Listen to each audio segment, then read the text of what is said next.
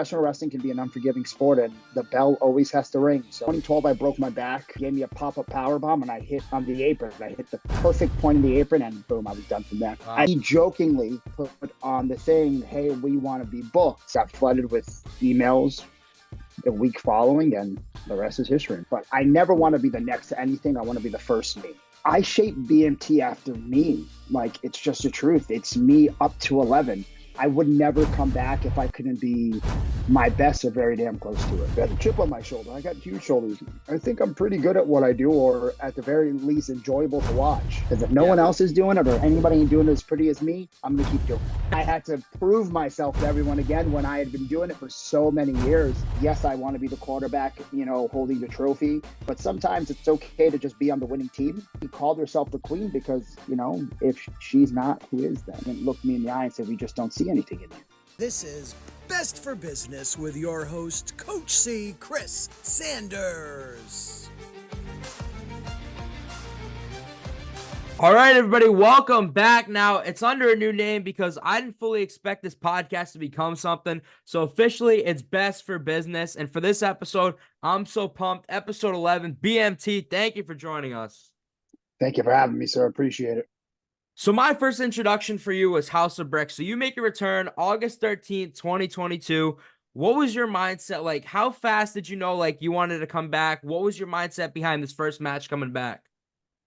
There was never no intentions on coming back. We always wished that our kids had the opportunity to watch us wrestle, but we thought that was, just a fairy tale that went off in the wind. And Brickhouse Baker, who was one of the two gentlemen responsible for training my wife, put a post that he was coming back for a one-time fundraiser. And we jokingly put on the thing, "Hey, we want to be booked." Wow. As just a joke, pure sarcasm. And then an hour later, my wife gets the text, "You're on the show." Wow. And he said, we told him we were only joking. And he said, "Well, no." So what was your automatic thoughts on returning to the ring after all these years?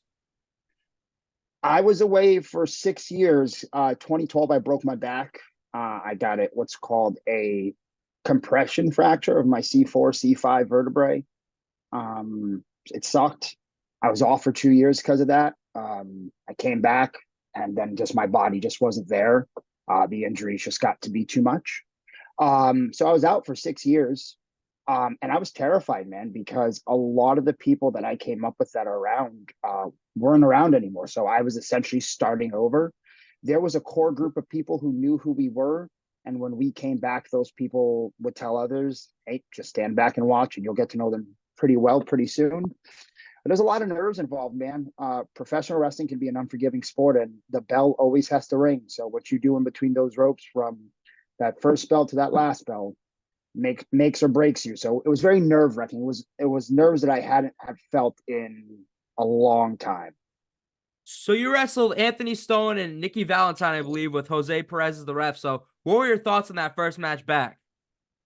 It was good. It was a good first match back. It was it's like riding a bike, to be completely honest with you. I was just happy my kids were there, man. Yeah. When that match was over, we were done, happy, just good. Yeah. The kids had a great time, and here we are now. So was that always just supposed to be a one-timer? When was it time that you finally realized it's time to do it again? Yeah, that was supposed to be a one night only deal. That was only supposed to be one night. Coincidentally, there had been a few promoters at that show, some of which didn't know who I was. They knew who my wife was. And some of them never seen me wrestle before. So just happened to be fate that they were in the room, and we got flooded with emails the week following, and the rest is history, man. So when you think BMT, what do you shape yourself after? Whether it's the style, the way you come to the ring, the music, the gear, the way you present yourself, who do you shape BMT after? I don't ever try to shape myself after anyone. A lot of guys in the ring inspired me, but I never want to be the next to anything. I want to be the first me. You hear these guys, I hear guys all the time, especially doing this for a while now, being looked at as some sort of resource for younger guys. They always say, hey, I always wanted to be the next AJ Styles or the next Shawn Michaels or the next Kurt Angle. And I always tell them, I said, that's great. Be the first you and see how that works out before you talk about doing anything else. I shape BMT after me. Like, it's just the truth. It's me up to 11. And I'm already at like a 9.5 at all times. Yeah. So 11 is just, that little extra boost. I'm influenced by, obviously, I grew up watching wrestling since I was 4 years old. My influences range from Ricky Steamboat to Macho Man Randy Savage. And then into the 90s, we have Shawn Michaels, Bret Hart, cruiserweights. Those guys were so monumental for me. But I really fell in love with local independent wrestling when I was a younger kid. My mother was okay taking me to a WWE show once a year, but she wasn't going to do it multiple times a year. So the counter offer she provided to me was local independent wrestling show, and that's how I discovered indie wrestling when I was living in West Haven, Connecticut, where I was raised. And guys like Slick Wagner Brown, Jose Perez, you mentioned him, John Walters, Brian Fury, the Logan brothers, Rick Fuller, DC Dillinger, Eddie Edwards, Chase Del Monte. There's just so many guys who I was just enthralled with, and I was like, holy crap, man! Like, I want to be able to do it on their level because they were like larger than life to me at that time. So, to just go back to what you were saying, a lot of my inspiration, yes, is from when I was a kid looking at wrestling, becoming a teenager. But I really love independent wrestling. I really love the people that New England provided for me to watch. And I base a lot of what I do off what I saw on those shows with those guys who gave me that knowledge. And to go with that, like, it's crazy. Like, I never really knew much about BMT, but I was so pumped to see like FightLife and all these shows I'm a part of that you're a part of. So I want to thank you for everything. But when you decided to first come back, now, did you have a ring in your garage? Yeah. So I have a big 20 by 20 garage. Mm-hmm. And it's weird because I'm every weekend multiple times I'm in front of big crowds or I'm in front of intimate crowds, and I just like to be private though. I know it's a weird thing to say. So Jose had set up through a mutual friend to have his ring delivered to my house, and this was July 4th of July weekend or whatever the week of 4th of July was, 2022. And literally we spent day after day after day after day in that ring, in a garage with no AC, no ventilation. It was what I needed, but it was just, I would never come back if I couldn't be my best or very damn close to it. And then another thing, I was watching the interview with Don Kincaid. You mentioned it. I don't know when you stopped, but you were going to test your strength once a week. Yeah. So when I broke in and I was trained by this, it was kind of like a mud show wrestling school. It just really worked out because of their payment structure. As an 18-year-old kid, it's what I could afford at the time. Yeah. Unfortunately, I had to choose, quantity over quality.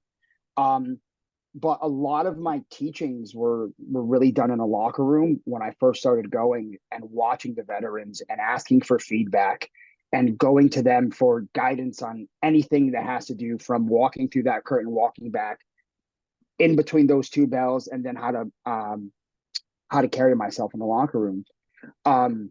Slick Wagner Brown is one of the three gentlemen I credit for truly training me and making me who I became. And right after I came back and I realized, oh, this isn't a one-time deal, I reached out to Slick, and I knew he had test of strength. And I had saw guys like Ichiban and Sammy Diaz, and I'm like, holy shit, these guys are amazing. And I said, I need to get in there with them. So it was about a year. I took a trek out. It was 2.5 hours each way. I leave right from New Bedford, drive out there, train for 3 hours. Like, I was one of the students too. That was my biggest thing. I wanted to get back to basics and be with those students, work with them, sweat with them, just put the work in and grind with them. I did that for about a year, and just my life and my family life and my schedule just got to be too much. So um, it was what I needed.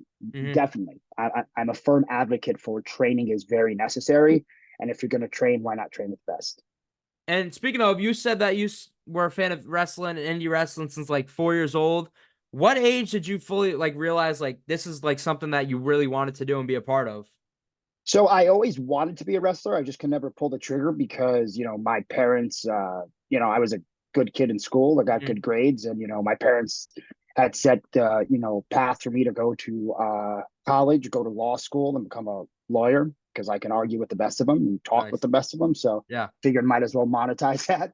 Um, I'll never forget. It was, God, I think March 2005, East Haven, Connecticut, old promotion when there was only like two promotions in Connecticut called Connecticut Championship Wrestling. It was Slick Wagner Brown versus Jay Lethal, and literally was just blown away by that match. And I remember that was the first day I went home and told my mom, "Hey, I'm not going to go to college to be a lawyer. I'm just going to become a professional wrestler." Wow. And I had to wait a year and a half because my mom wouldn't sign any waivers or anything. Hmm. But yeah, and there was a lot of guys on that show who I was like, "Holy crap! Like, I want to learn, pay my dues, and get in the ring with guys like that." Because I knew that's where I had to start. I mean, like, Jason Blade, Kid McCausey, Dave Cole, Homicide was on that show. There were so many good guys on that show. My wife was on that show, actually. Wow. That was the first time I ever introduced myself to her. And I was petrified to introduce myself to her because I had like a grade school crush on her, like a little Huh. moron. So. Yeah. Now, you mentioned names like Jose Perez and a lot of the other guys you mentioned, but since coming back, have there been people that you feel you've really learned from, whether it's like a mentor or an opponent or somebody you faced? There's a lot of guys, I always deferred to the resources that I knew best.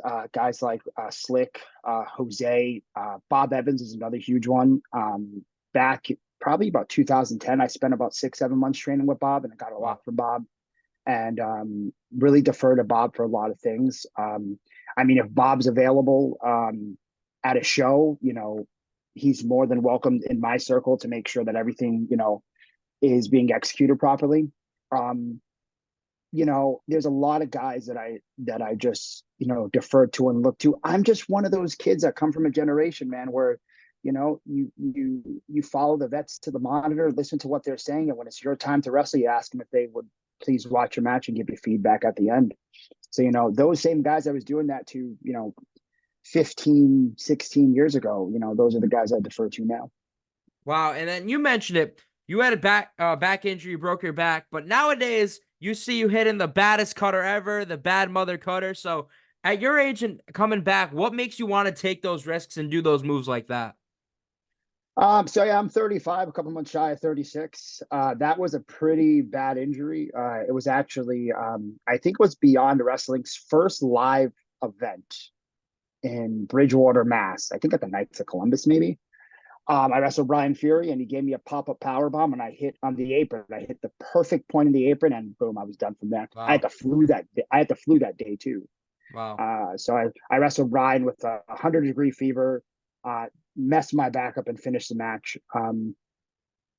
You know, uh, there came a point in time when I started wrestling that I got real bitter and real angry because there was a lot of people around me who were I was getting opportunities, but then I saw others get opportunities, and I just didn't like it. I was it was immaturity, it was arrogance.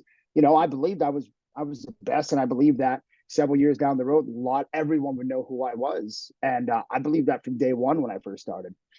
Um, so coming back and having like a generational gap, a lot of people not knowing who I was. And if I walked into a wrestling school to go practice, them looking at me like I was just some student there to scope out the land.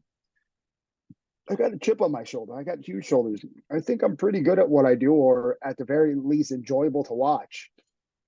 Um, and I'm going to do what I can, whatever I have to do, whether it be through the microphone, my move set, or the way I carry myself once I hit that curtain to make you remember me.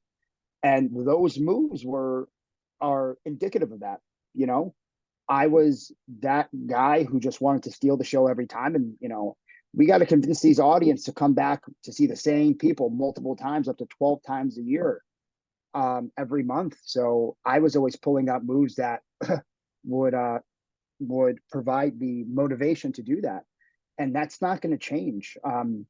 I mean, at my peak, I was 300 pounds when I was injured. Wow. And, I lost a lot of weight. I got down to what am I at now? Like 175 as of this morning. So there was a time where I couldn't move like that and I missed it. And now that I can move, it's, Yeah. might as well do it. Because if no Yeah. one else is doing it or anybody ain't doing it as pretty as me, I'm going to keep doing it. And then to go with them, we talked about that first match. I would say you guys had a great first year back and even like taking over to this year. So what was your mindset? Was it just to get it as many places as possible, wrestle as much as you could? Yes and no. We didn't think there would be interest at first because again, we didn't it wasn't that we were downplaying our ability and our skill, but we just honestly thought it'd be a one night only deal. And it just grew from there. It was yes, you want to get everywhere because you want as many reps as possible. In if that's I'm of the opinion of that. But man, it just chapped my ass that I had to prove myself to everyone again when I had been doing it for so many years. I mean, I remember Danny Miles when he carried a baby around. I remember JT Dunn when he had no facial hair. Wow. No, Yeah. I come from a long time ago, and it kind of hurt my feelings that I had to kind of reprove myself. I knew it was going to happen, but it was like the 18-year-old kid with a chip on his shoulder who still kind of lives inside me. So I knew the only way to do that is to everywhere everyone else was, I needed to be. And when I needed to go there, I needed those people in the audience to remember who I was and those people in the locker room to notice me. So that was always the goal. And that was the idea once we decided to come back. So when I think BMT, like the one thing that sticks out is now you're starting to change it, but the pink and black, is there any inspiration behind the gear colors? Oh yeah, that's all Bret Hart. That's all. Oh, really? My gear is always in like the gear I wear now has heavy inspirations. The hearts are for Bret and Owen Hart. I have razors on my gear for Razor Ramon. The lettering on my gear is Game of Thrones lettering, which is wow. Yeah. what we use what we base the King and Queen character off of. My logo was actually drawn by two artists. One gentleman out of Chicago named Raven, and Dave Cole brushed it up to give it the Razor Ramon vibes because the B and the T at the logos are razors. Wow. So yeah, so it's just again pulling from inspiration that I had, and but yeah, that pink and black was all Bret Hart. And there was a time when I was the only dude in the area doing pink and black. Now everyone does it. So. Wow. And then I don't know if you've debuted him. I see him on Facebook. You've had like gear inspiration from Edge, AJ Styles. Are they like moments or like matches or just like color schemes you like that you inspired it off of? So what I noticed, everyone was doing a lot of tribute gear or cosplay gear, and it was of specific characters. And I didn't want to jump on that bandwagon just yet because I felt that everyone was doing it. So when I was thinking about doing it, I said, I'm thinking moments. So moments that I remember as a child where I was like, it's ingrained in my brain. And so like I debuted my Edge tribute gear, and that was from him as the rated R superstar. And I remember it was 06, spending every dime I had to go to the TD Garden to watch him at SummerSlam 06. Wow. My Razor gear, obviously Razor was a big influence when I was a kid. I loved that guy. And when I was a kid, the one movie my dad watched me, the first movie we watched together was Scarface. And I was like, holy crap, it's Tony Montana as a wrestler. And he's like the coolest dude ever. AJ Styles was my guy when I was a teenager. So yeah. So, I remember, being a huge TNA kid, loving TNA when I was younger and still loving the product now. But yeah, AJ was big. So it's just moments that I remember, matches that I remembered. A lot of the things that we have in the works with me and Ariel is kind of doing tag team gear for matches that we liked. So she would her outfit would be a tribute of one opponent, my outfit would be a tribute of another opponent. So it's Wow. just kind of thinking out of the box and not just going with the norm. Again, being within that same realm of doing that kind of gear, but kind of doing it our way where you really don't notice a lot of people doing that. So you mentioned it, you team with your wife, Ariel. So what has that been like, that whole experience coming back, doing it alongside Ariel? And then I feel like sometimes in wrestling, like relationships just don't work. So over all these years, like how did you manage to be able to do it all these years? Teaming with her has been outside of my kids, looking at me and their mother like a superhero, Mhm. and falling in love with the business like I did when I was a kid. Teaming with her has been the highlight. It's made us closer. We're both very stubborn people, very hard-headed people. But we love this, and we love to go out there and entertain, and we love to be in the center of the ring when that bell rings, man. It all comes down to that at the end of the day. Um, I've been with my wife for 17 years Wow. this October. I met her when I was 18 years old, started dating when I was 19, So I realized a long time ago, and this is a lesson my dad taught me when I was a kid, because my parents were married for about 40 years. He always said the worst connotation you can have is marriage is 50-50. He was like, why would you only want to give half of what you can really do if everyone brings 100% to the table? Imagine the things you could do. And if there's anyone in this world who brings 110% and then some, it's my wife. She's a cyborg. She's a superhero.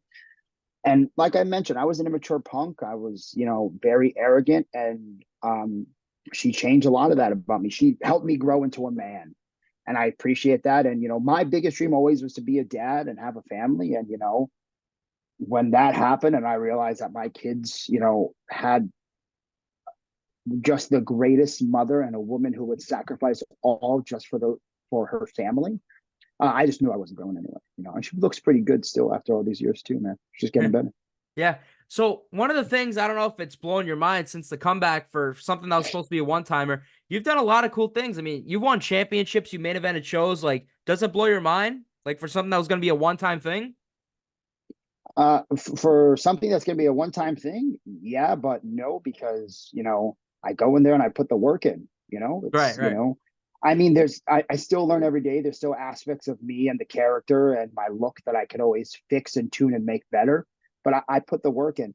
I'm all about the cause. When promoters talk to me and they approach me for what they want me to do, I always say, is this going to benefit this person? Is this going to benefit the promotion? Is this going to help put a couple more butts in seats? The last question I ask is, what is this going to do for me? I'm a firm believer. Yes, I want to be the quarterback, holding the trophy, but sometimes it's okay to just be on the winning team, because at the end of the day, the winning team is the one that's watched the most, Yeah. and Right. all I need is the opportunity to stand out. That's it. So no, it doesn't surprise me. It wasn't something that I was given my first time around, but I'm a firm believer that was because my attitude held me back.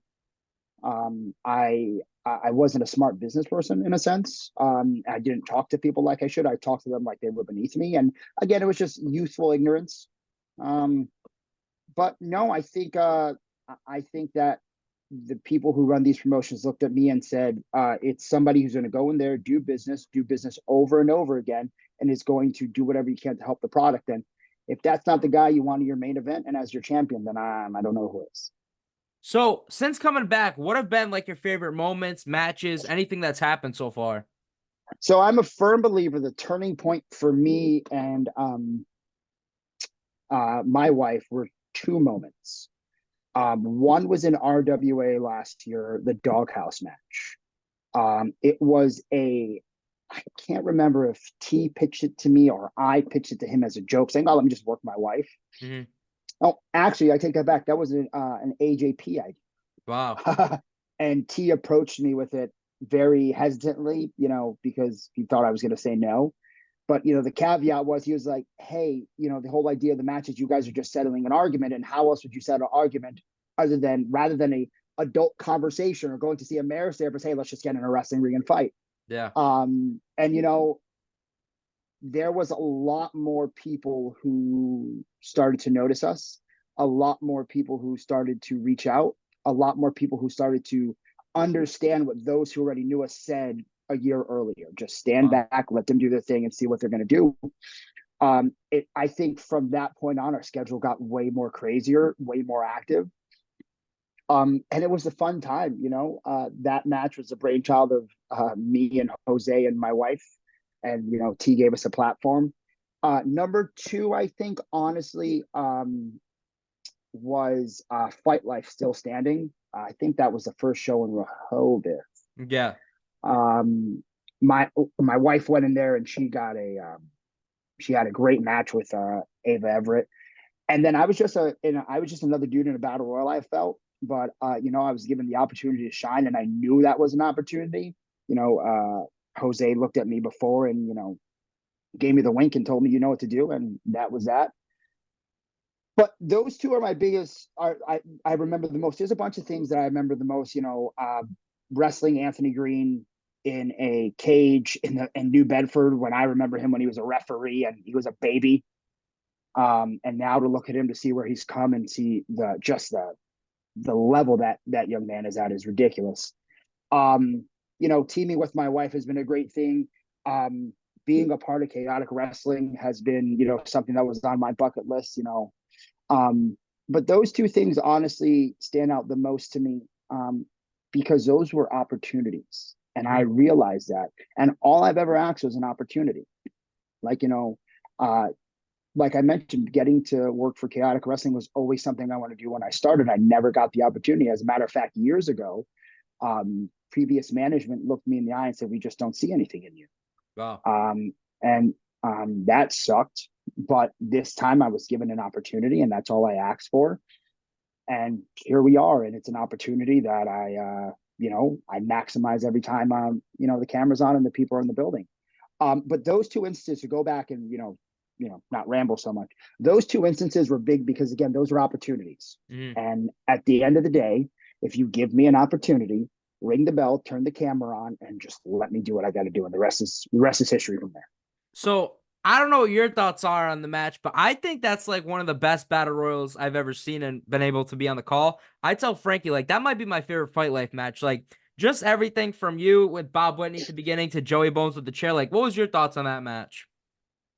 That match was the way it was because it was put together the way I remember battle royals being put together. Okay.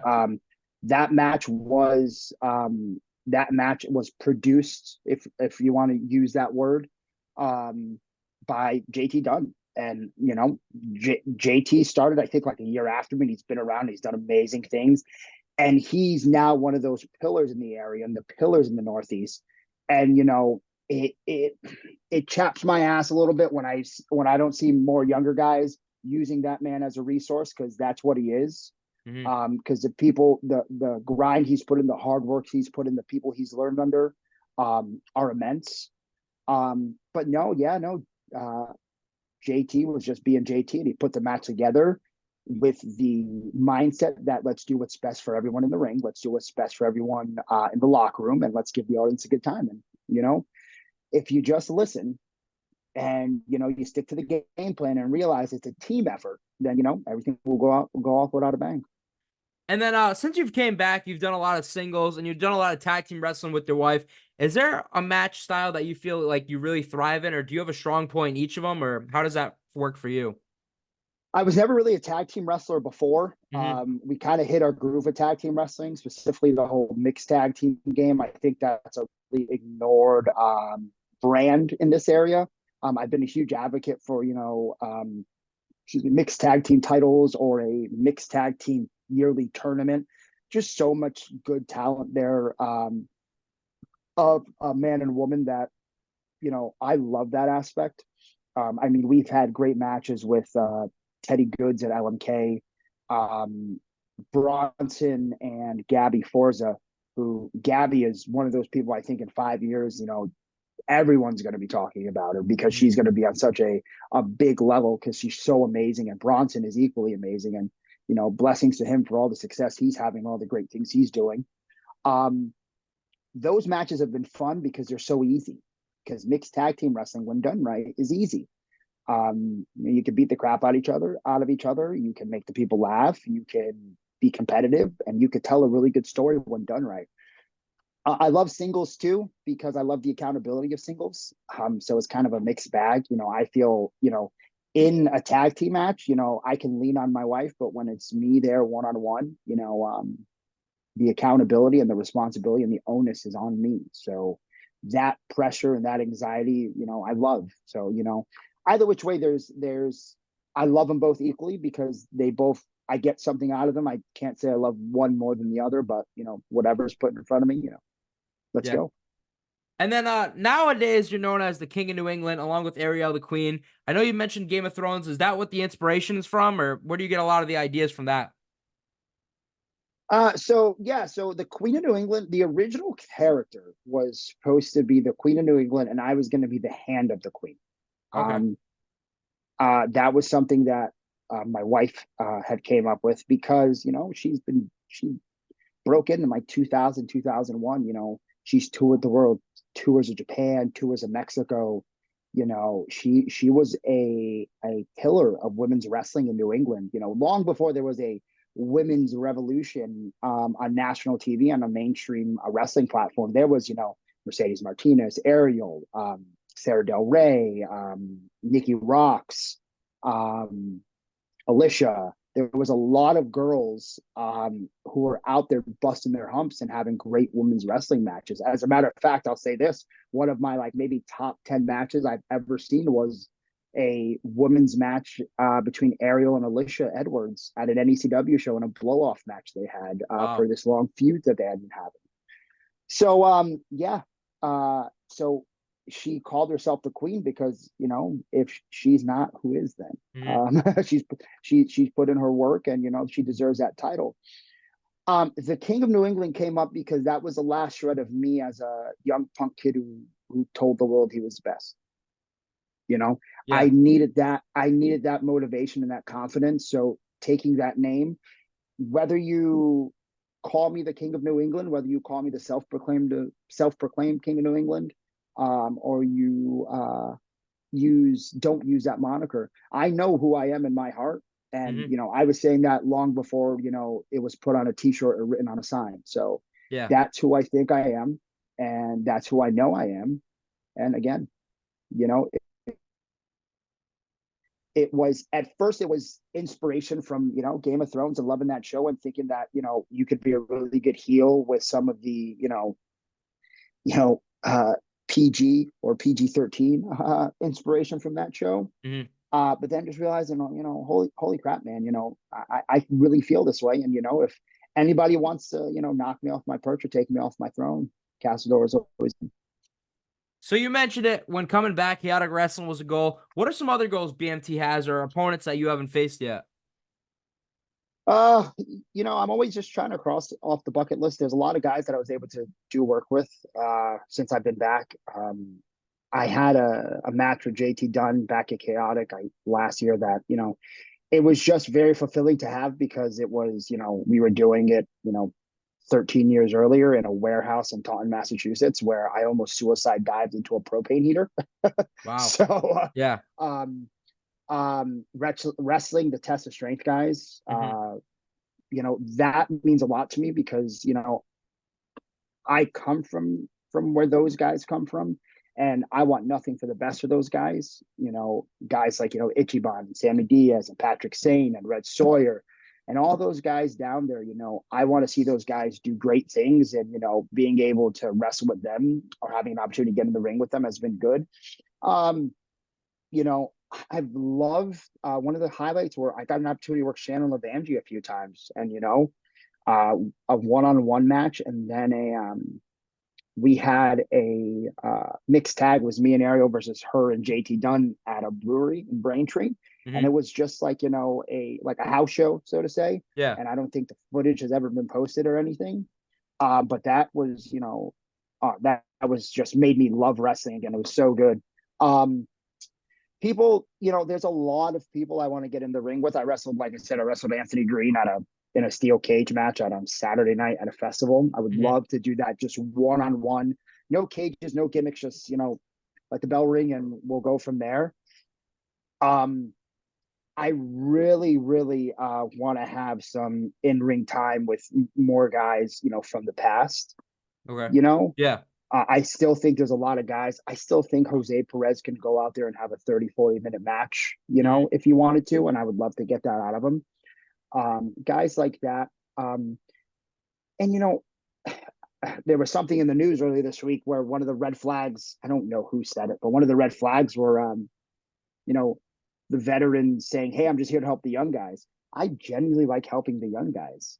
Yeah. Because I genuinely like to see that realization on their face and like, oh, I get it now, because I had that opportunity and I know where that took me. So, you know, there's a lot of people, and to condense it down to a few people would be really, really hard.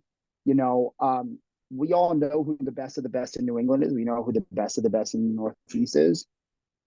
Just put them across from me. Yeah. That's all. That's all I need. You know, put their name on the opposite side of the word versus, my name on the opposite side, and we'll be good to go. And BMT, I like to end every interview the same. The day that BMT finally decides it's time to hang up the boots, what do you want your legacy to be, and what do you want people to remember you for?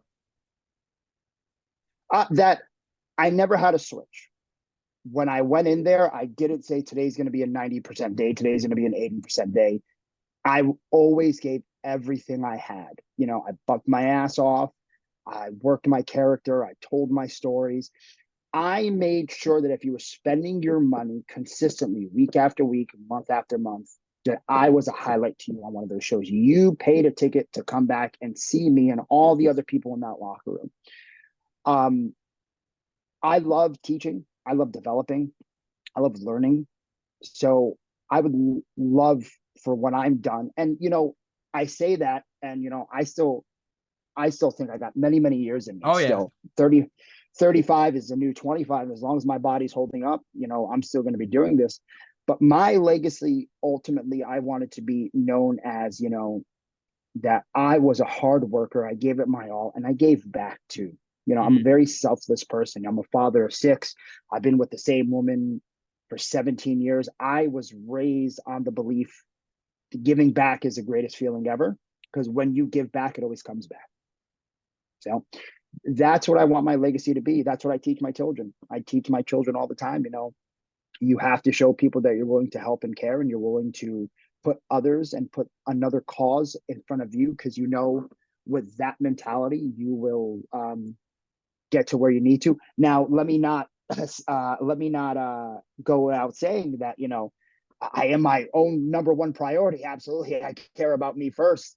But I just want to, you know, I think at the end of the day, whether it's putting me first or really working with everyone collectively in the locker room to be successful as a team, so we can each individually be successful, I just want my legacy to be that of a contributor. That's it. Yeah. Somebody who contributed to the betterment of wrestling. And even if it's a shred, I left it a little bit better than it was when I first walked in. Well, BMT, I want to thank you for doing this. It's crazy. Like every weekend, pretty much now, I'm commentating matches of yours. I'm waiting. I saw that post for that baddest cut at ever t-shirt, so I'm waiting for that. But I want to say thank you, man, for everything. Thank you, Chris. I appreciate your time, so thank you for the platform. No problem. Thank you, everybody, for watching episode 11 of Best for Business. My name is Chris Sanders. Peace.